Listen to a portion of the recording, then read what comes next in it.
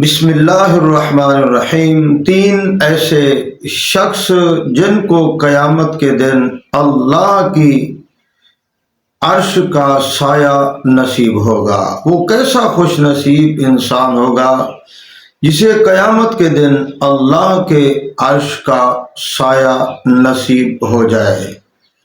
میرے نبی کریم صلی اللہ علیہ وآلہ وسلم نے فرمایا کہ پہلا شخص وہ ہے جسے قیامت کے دن اللہ کے عرش کا سایہ نصیب ہوگا۔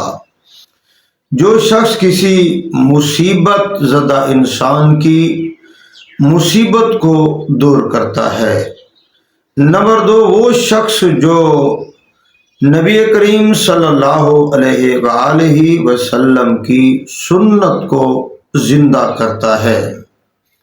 اور نمبر تین، وہ شخص جو کثرت کے ساتھ نبی کریم صلی اللہ علیہ وآلہ وسلم پر درود پڑھتا ہے۔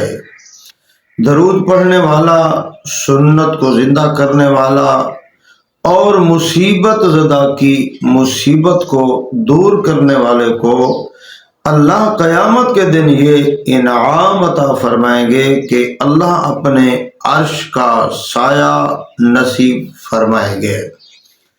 اور جو شخص روزانہ 1000 مرتبہ درود پاک پڑھتا ہے تو میرے نبی کریم صلی اللہ علیہ وآلہ وسلم سے عقیدت محبت رکھتا ہے اور 1000 مرتبہ روزانہ درود پڑھتا ہے تو علماء کرام نے لکھا ہے کہ اللہ رب العزت اسے اس وقت تک موت نہیں دیں گے جب تک وہ اپنی زندگی کے اندر نیند اور خواب کے اندر جنت والا اپنا مکان، اپنا ٹھکانہ اور جنت کا بنگلہ دنیا کے اندر نہ دیکھ لے۔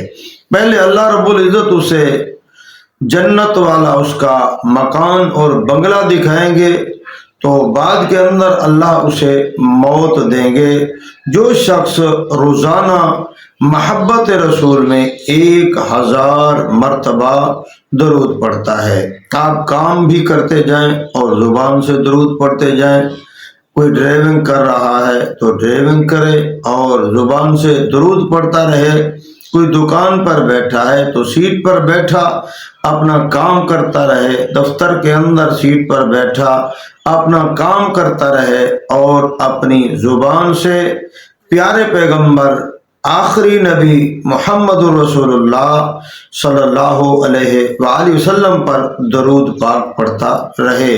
کسان کھیتوں میں پڑھتا رہے، مسافر سفر کے اندر پڑھتا رہے، جو جہاں بھی ہے محبت کے ساتھ نبی کریم صلی اللہ علیہ وآلہ وسلم پر درود پڑھتا رہے تو درود پڑھنے سے آفتیں مصیبتیں ختم ہوتی ہیں اور اللہ دیدار محمد مصطفیٰ بھی نصیب فرمائیں گے۔